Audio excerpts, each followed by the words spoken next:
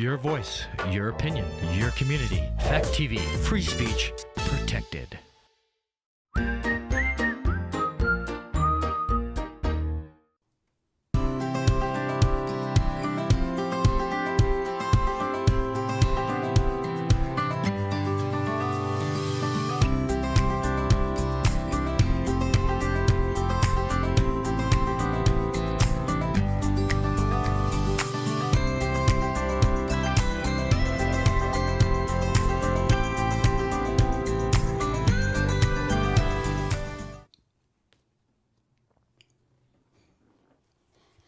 Good afternoon. Welcome to The Long Road. It's a beautiful sunny day outside, about 92 degrees in Keene. That's some of the good things that are going on.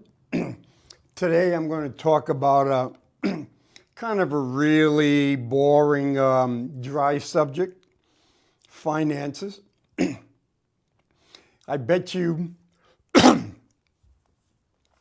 you could not have, over the last maybe month and a half, have not read the newspaper or went online or whatever, or listened to a politician after politician or a banker or people from the stock market saying how if the United States doesn't raise the debt limit, catastrophic events are going to happen. And that word catastrophic is thrown around quite a bit. To me, catastrophic it is when they had the tsunami and killed 250,000 people. Or they have a major earthquake in Turkey or those places that killed tens of thousands of people. That's what I look at catastrophic. When it comes to the world, those are catastrophic events. And I know every time someone life is extinguished in a gun shooting or a car accident or an overdose, that's catastrophic to their family members, to some of their friends. But to most people, we don't pay attention whatsoever. We just move on our daily busy lives. But again, the debt ceiling. We've been told that the debt ceiling isn't done by January 5th. The United States will not be able to pay its bills, and not only will it be catastrophic to the United States economy, but it will be catastrophic to the world's economy. Well, what happens is, if you can't pay your bills, your interest rate goes up. People don't let you borrow as much money. And so, let's talk about the debt ceiling. The debt ceiling, as you probably heard over and over and over again, is $31.4 billion. Well, as of today, before I came in, the national debt was $31.8 billion. And people go, well, if the limit is 31.4, how can it be at 31.8 trillion right now? It doesn't make sense. Well, what the Secretary of the Treasury is doing is, so instead of making the federal government making the payments into the federal workers' pension fund or doing things like that, we're just saying, we'll just give them an IOU. Yep, an IOU. And so they're making it believe that, oh, we're doing it. So they're creating these IOUs and using that money to buy and refinance treasury bills. So the federal government can get more money. Well, what that $31.4 trillion is, the United States can't borrow any more money over that $31.4 trillion to pay its bills. So, like for example, 6 months ago, the United States may have sold $300 billion worth of 180-day Treasury bonds. Well, now it's 180 days, and so what happens is the people want to cash in, they want to get their money, and what happens is, bingo, they cash in, the federal government Treasury pays them their $300 billion plus their interest, and the federal government counts on people replacing that $300 billion of the notes that were just cashed in by buying another $300 billion. But in this time, instead of $300 billion, they may buy $330 billion because the interest rates went up and the government went deeper in debt. So with the government moving around all its money and where it's supposed to pay, when it's not supposed to pay, bingo. So right now they've created, the federal government hasn't paid $400 billion in bills this year. It's just putting those IOUs in. And so what they're looking at is saying, okay, this is the deal we'll cut, and there'll be no limit to the spending, what your government can borrow for, say, the next 2 years. Okay? People are going to be all happy. They're not going to pay attention.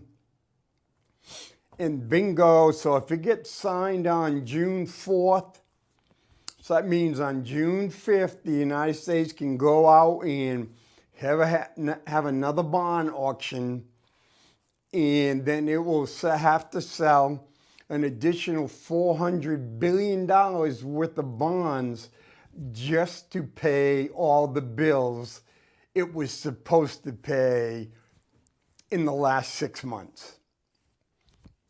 Things you and I could not do with our finances, things you and I could not do if we owned a business because, that's kind of fraud. And so, but the politicians on both sides, they're just fighting a game. It looks like one wants to protect, I want to protect the student loan thing so people can get their student loans. So if the federal government says, okay, we're wiping out $600 billion in student loans, if we're going to do it, we better do it in this next 2 years because that $600 billion won't, quote, quote, count because there will be no limit for the, basically until after the next election. And so so the Democrats want to do that. The Republicans say, well, if you're getting Medicaid, you should have to work. You should have to work, say, 20 hours a week. Well, here's one of those catches. If you work 20 hours a week, you may make too much money or your household may make too much money that you no longer qualify for Medicaid. And so you go and look. That's where it is. For example, being on the school board, There's a group of ladies that donate money to the school cafeteria every year. Why? Because there are just some people, their mother, their father, or parents or guardians just make just a few dollars a month over the limit, and they no longer qualify for free or reduced lunches. Some of the kids, mom and dad may make $50 a month extra too much, so they don't qualify for free lunches, so they go without. Some with free and reduced lunches. So when you go and say, yes, we want you to work some more because we don't want you sitting on your butt getting the freebies, and so free and reduced lunches in some places the best meals that the kids get during the day. You want to see how bad, a lot of the parents that are on food stamps.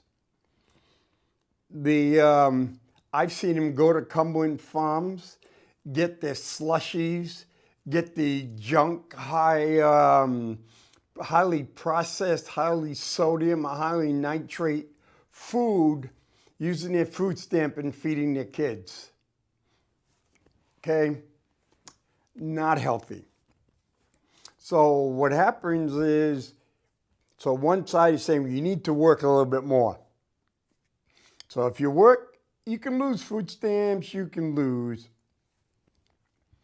And so both sides are playing the different games.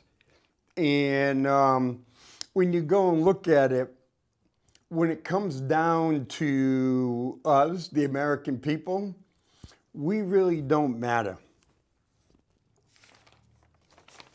Okay. Just a snapshot of today.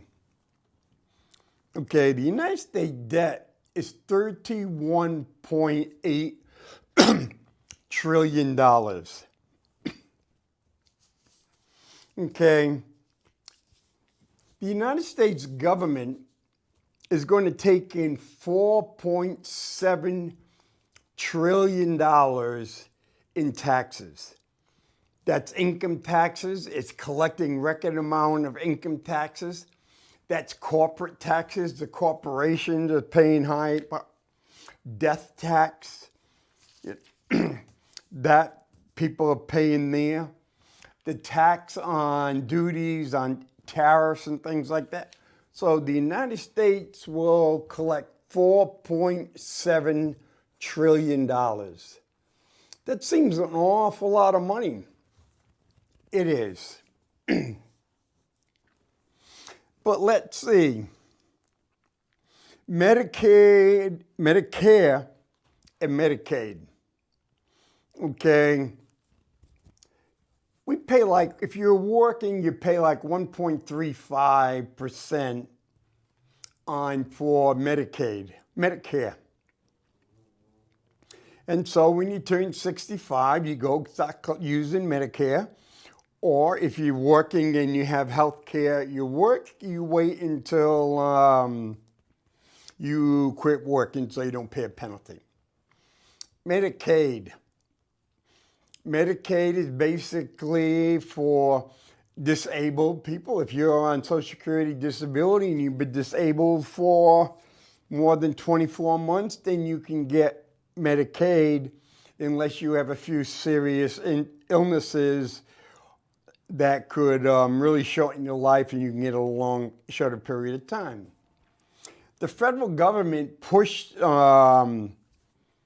the, we'll call it Obamacare, the Affordable Health Care Act, whatever you want to call it, was the expansion of Medicaid, not Medicare.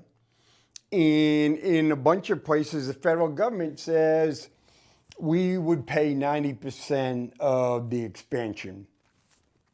So a lot of states grew onto that. New Hampshire grew. New Hampshire, for example, is deciding whether to make it permanent or not. Of course, the hospitals want it being permanent because they don't have to worry about people showing up in the emergency room because they can't afford a regular doctor and no one's going to pay them. And so hospitals can lose millions and millions of dollars a year.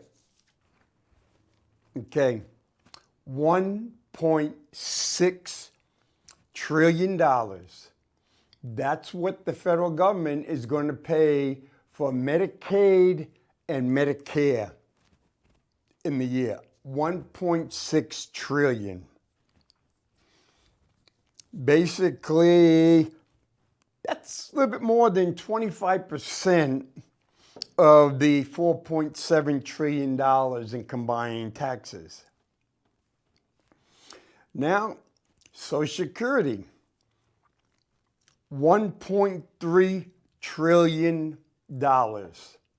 So, in the amount that Social Security pays is going up because thousands of baby boomers are retiring each day, I mean.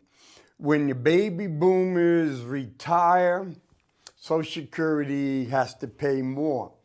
When the baby boomers retire from work and no longer have health care, and Medicare has to pick up the cost, yes. And here's Medicare. It's about $164 a month. So that comes out to about $2,000 a year. And $2,000 won't even cover one emergency room visit. And then when you look at the cost of heart attacks, strokes, diabetes, things like that, now you can see how Medicare is getting closer and closer to bankruptcy. Social Security, now again, because more people are retiring, less people are going to work.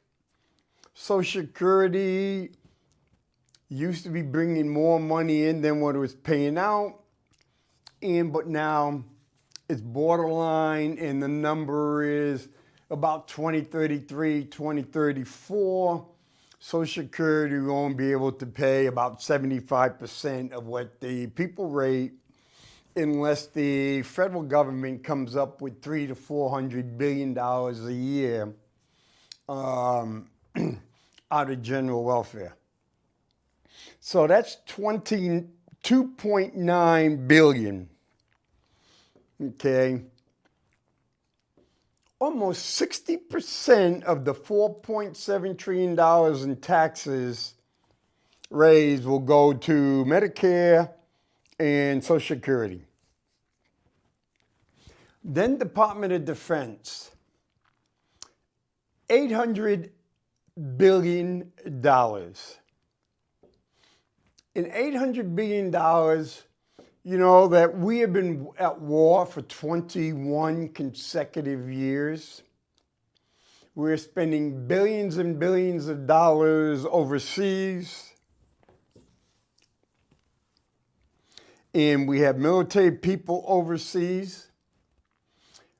But the military is down to 1.3 million people. When I joined the military in the 70s, it was over 3 million people. So the military, manpower-wise, has shrunk about 60%. And that $800 billion does not cover the whole cost because there's a lot of military spending that's hidden in Department of Energy, different ways that it comes out. Also, that doesn't count the $300 billion plus that the government is paying for Veterans Affairs. So, because if you go in the military and you do your 2+ years and you come out with honorable services, now it's a product. You now have a cost as a result of your military service. So if we go the $800 million from the Department of Defense, the $300 billion for VA, that's 1.1. So Medicare, Medicaid, Social Security, Defense, and Veterans programs, $4 trillion. Right? That's right, $4 trillion. And you're going, wait a minute, those three, Medicare, Social Security, Defense, and Veterans, are $4 trillion out of the 4.7. Employment security and things like that for people who are unemployed and things, that's another $800 billion. So now Social Security, Medicare, Defense, Employment Security, and Veterans, now $4.8 trillion. Wait a minute, we're $100 billion in the hole right now.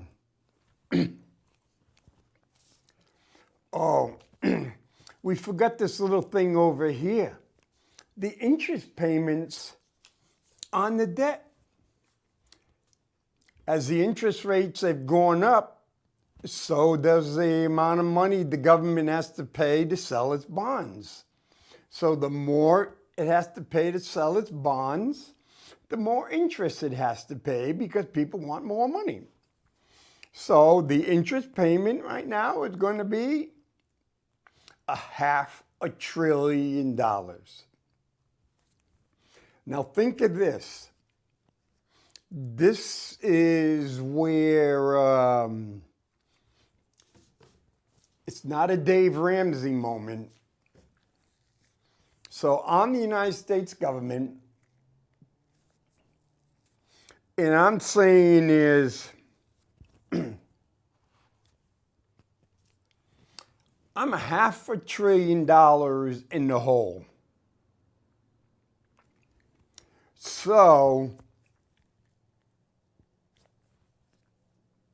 and I have to pay that $500 billion. But I can't raise that $500 billion with taxes. So, I'm going to have to borrow $500 billion just to pay interest on what I already owe. And like when you get your credit card statement, it says if you pay the minimum payment, which is just basically interest and a few bucks more, it would only take you 18 years to pay it off. So if I borrow $500 billion so I can pay my $500 billion interest payment, that $500 billion I borrowed to pay this will become due next year, and it may be at $550 billion or maybe at $600 billion. So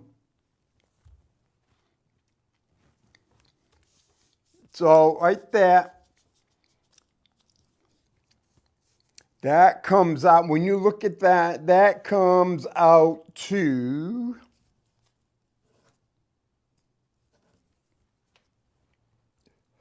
$5.2 billion.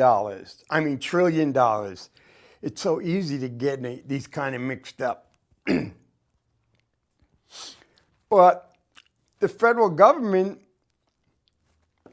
also pays over $200 billion a year to farmers, farmers insurance, farmers to destroy crops, farmers not to plant, flood insurance, wildfire insurance, all this other kind of stuff, and food stamps, and food nutritional program and school lunch programs. That's $200 billion. Then the federal government owes over $200 billion a year in federal pensions. Okay? So just doing those, that's $5.7 trillion. So that means if the federal government didn't pay a single penny, say, to secure the border, pay for border patrol, or pay for the FAA, or, pay for the national health, all this other kind of stuff, student loan program, all these things, the government starts $1 trillion in the hole. And what you will see is that when this deal comes out, while they'll be cutting, there'll be also increases in the budget, different places. Because the way it looks is that the quote-unquote 1% growth over each one of the next 2 years, but Department of Defense is untouched and the Veterans Affairs is untouched. Because the Department of Defense, they make a lot of money and they donate a lot to congressmen and senators from both parties. And they have a good habit of sending good equipment to the boneyard or to the bottom of the ocean or mothballing, because the Department of Defense is kind of like the education. We have a whole new idea. This is going to solve all our problems. We're going to pay all this money, spend all this time, and in 5 years you'll see how good this program was. Well, in 5 years it comes, people have all bought in, they spent any money, there's not a lot of money to be made, then a new program comes up. The Navy built some ships that cost over $100 million, and after about 10 years, we don't like them, let's get rid of them. And so, these ships are too old, they can't do everything that we want them to do. No, they can't do everything you want them to do, but you don't have to build ships that are one size fit all. Oh, we don't like the B-1 bomber, so we're going to build a new one, Sky Raider. I think the last time was about $280 million a copy. The F-22, too expensive, we don't like it, so we're now doing the F-35. Wow, those costs are just going up, up, and up. And so, but there's a lot of money to be made in the Department of Defense. There's a lot of waste in the Department of Defense, but there's a lot of donations to be made by companies donating to politicians.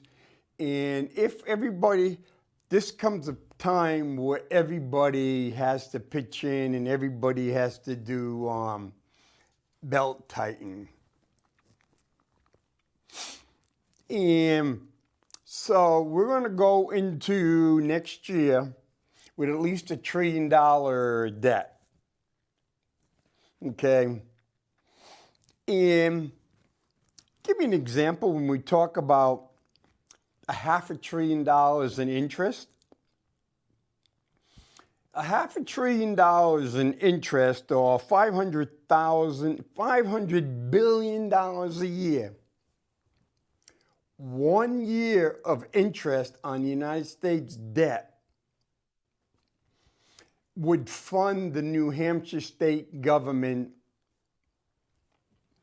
for 25 budgets, 50 years. Just think of it. You know, in New Hampshire, we're looking at about $20 billion a year. Bingo. Shoot, $500 billion. It would not, you know, just think of how many years that money would pay for all this education, property taxes, every tax that you can think of in the state of New Hampshire for at least the next 15, 20, 25 years. Just to give you a picture of what the interest is. And, you know, just to give some of the little other facts out there, over 27 million people in the United States live in poverty. A lot of them are over 65 and a lot of them are under the age 16. 43 million people have no medical insurance in the United States. That's why hospitals want them to expand Medicaid.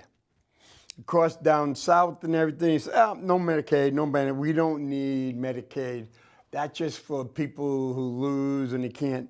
Well, even if you, say you work at some place, that's like for the schools, classroom assistants. Say they get $16 an hour, but they work 30 hours a week.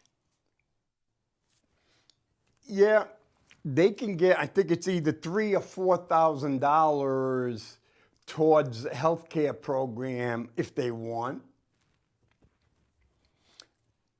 Unless you have really, really serious healthcare costs, the people can't afford it. So they go without health insurance.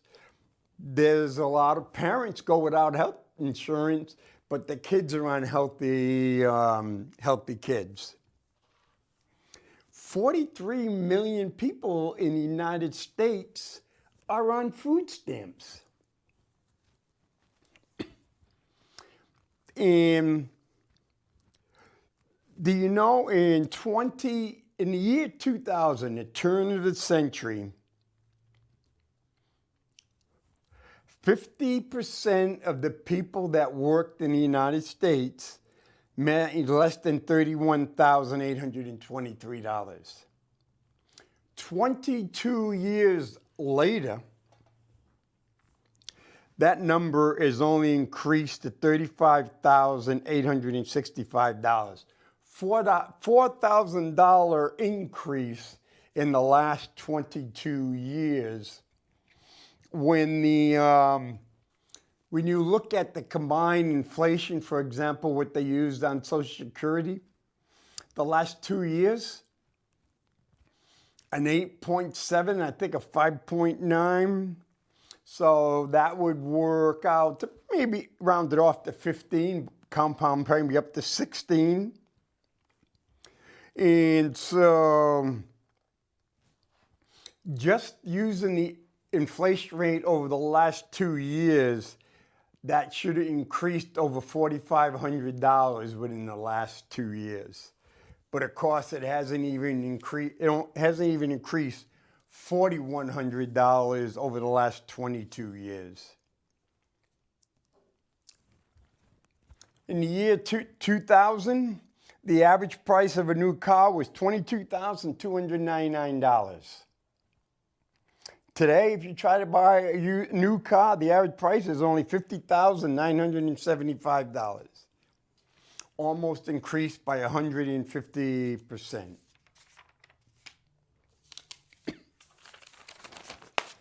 The question is, who got us here, and did we have to get here? Bill Clinton was president from 1992 to the year 2000. In those 8 years as president, the debt went up to $2 trillion.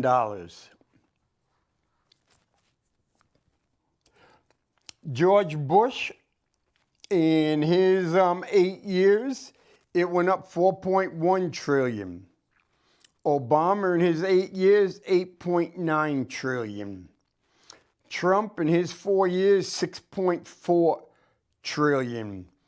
Biden in his 2 years, $6.8 trillion.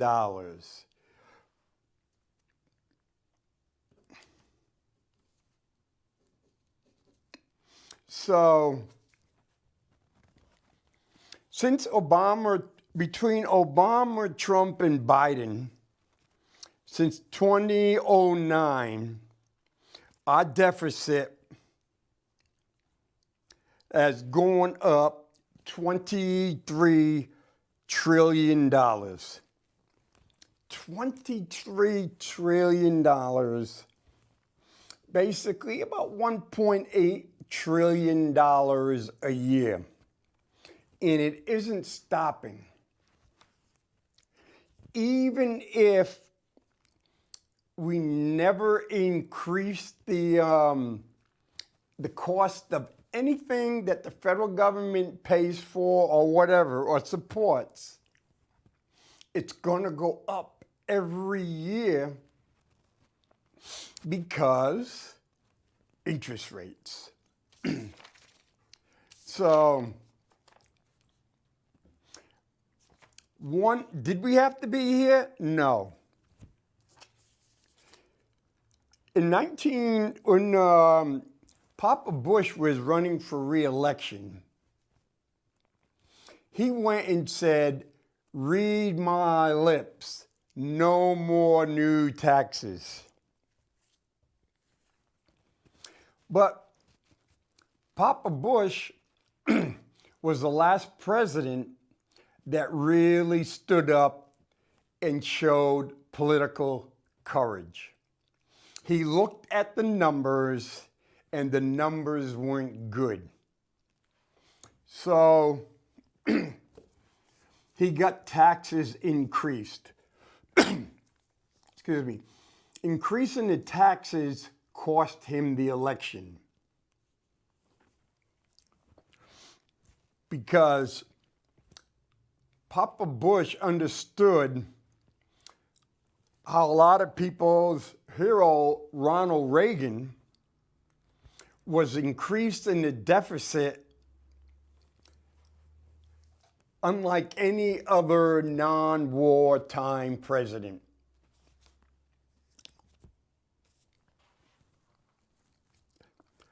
Okay, I have a press release in December 28, 2000. Today, it's a little biased because it's a press release from the White House. Today, President Clinton will announce that the United States is on course to eliminate its public debt within the next decade. The administration also announced we are projected to pay down $237 billion in debt in 2001, due in part to a strong economy and the president's commitment to fiscal discipline. The United States can be debt-free this decade.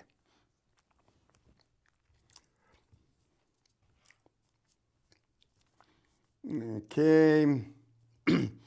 The 4-year total debt paydown will be $600 billion.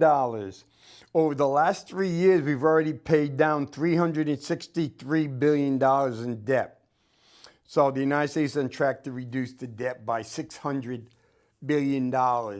So in the last 4 years as President of the United States, Bill Clinton, his administration paid down the debt by $600 billion. it kind of made up for the amount of money that Bill was spending up front, but some of the President Bush tax cuts and everything was kicking in. Record deficits have become record surpluses. 8 years ago, the Congressional Budget Office projected a $503 billion deficit in fiscal 2001. Thus, the final picture is now projected to improve by $769 billion in fiscal 2001 alone. Fiscal year 2001 will be the fourth year in a row of all overall surplus and second year in a row of surpluses without counting Social Security or Medicare. That's one of the things that went back was, oh man, we're raising this debt. Oh, this is what we'll do is we'll take these Medicare and Social Security funds and they got surpluses and we'll combine them together and it'll make our numbers look really good. Well, now it's catching up.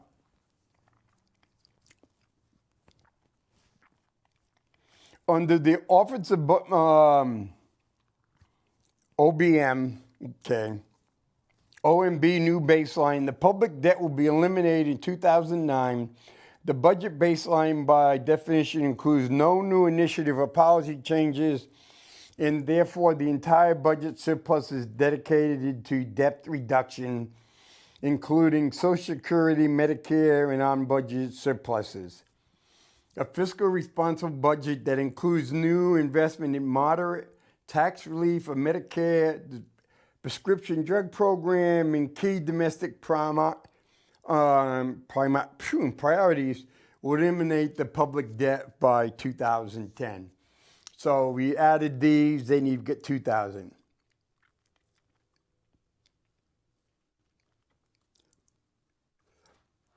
Okay, this is where the politics and this is where the numbers. This brings the total debt paid down to $600 billion, the largest four-year debt pay down in American history. In contrast, under the 12-year tender of President Bush and Reagan, the debt held by the public quadrupled.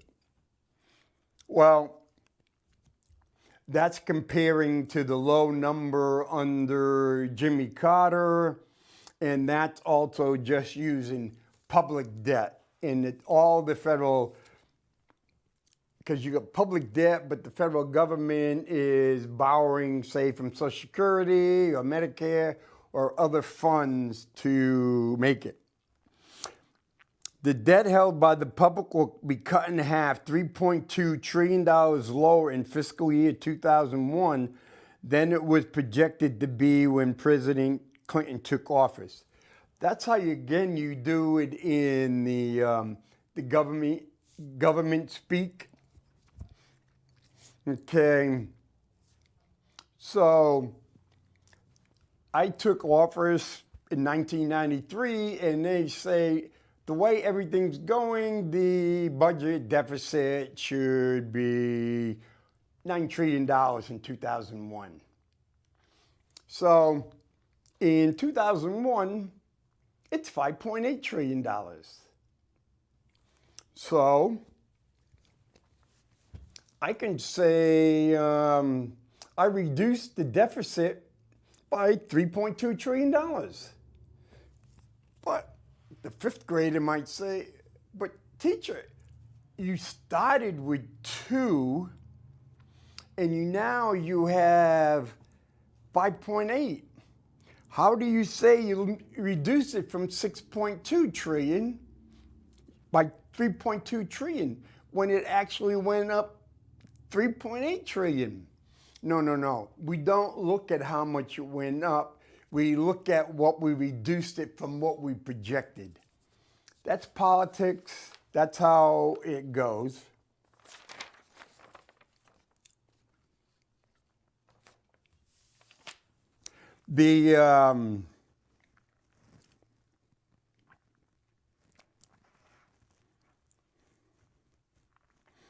The largest uniform surplus as percentage of GDP since 1948.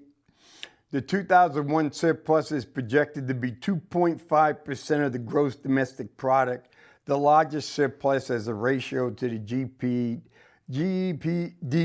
since 1948. Just think.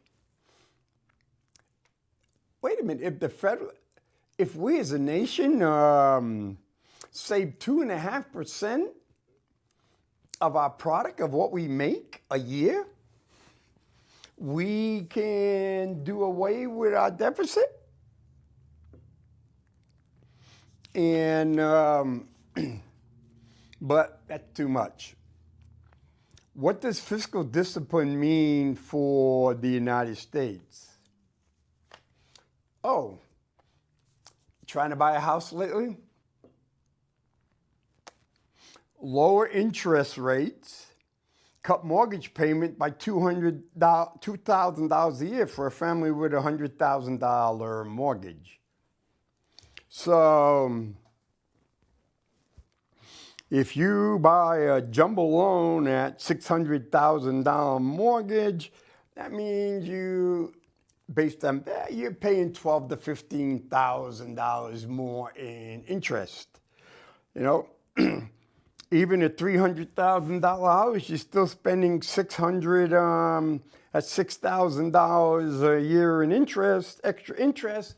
That's $500 a month more, because people would rather buy government bonds because the United States says we'll always pay it back no matter what.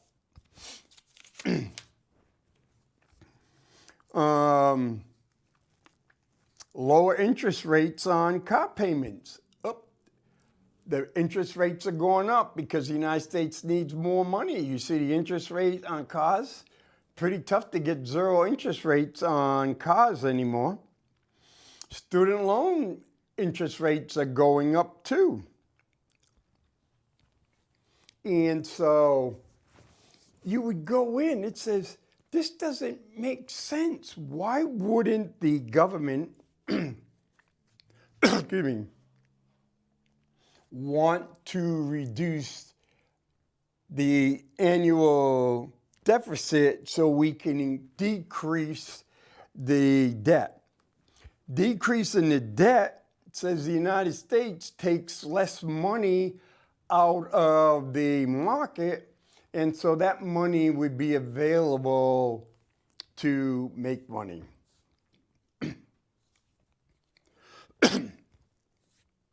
Well, this is what happened with the federal government. And when I went and said some of the things, President Bush went to war and gave a tax decrease, tax cut.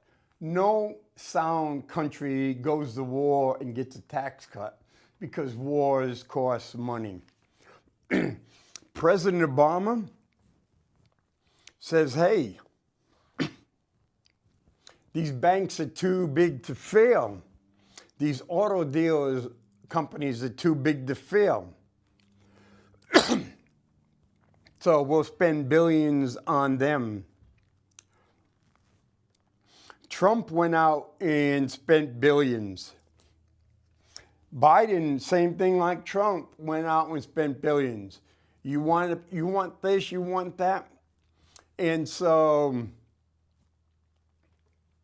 places, school districts, towns, cities, everybody, it was just like a big well of money. You want grants, you want this, come and get it.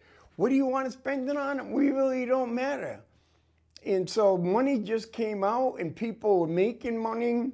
Paycheck protection plan. Do you know a Nigerian prince? They can get you money. If you're in the California prison system, hey, we'll send billions to people serving long-term sentences in the California penal system because they're not working. So we'll give them paycheck protection program because it was all meant to buy votes. And the reason we didn't pay off our debt was because a lot of people, a lot of institutions, a lot of the big banks who were too big to fail, a lot of these companies made an awful lot of money on these low interest rates. It was like free money to them, basically for years and years.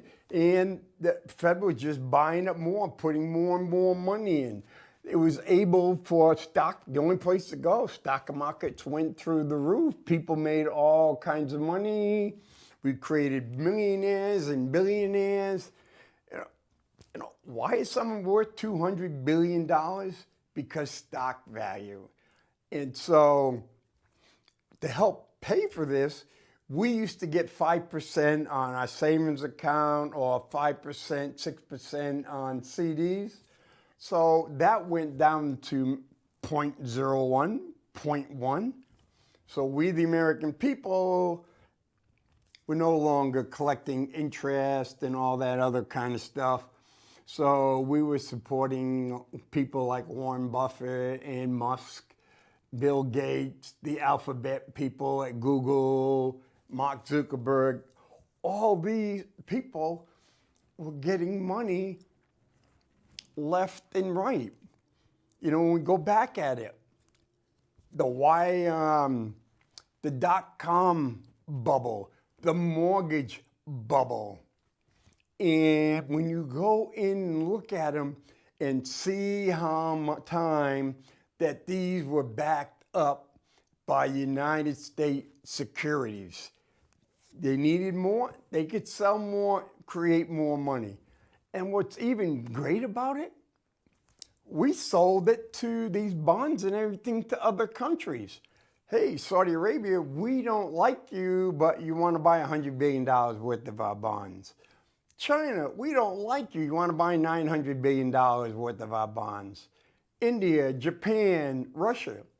So these companies, it was kind of like, hey, if we as a country needed more money, we would just sell the bonds to the other countries and bring the money into the United States.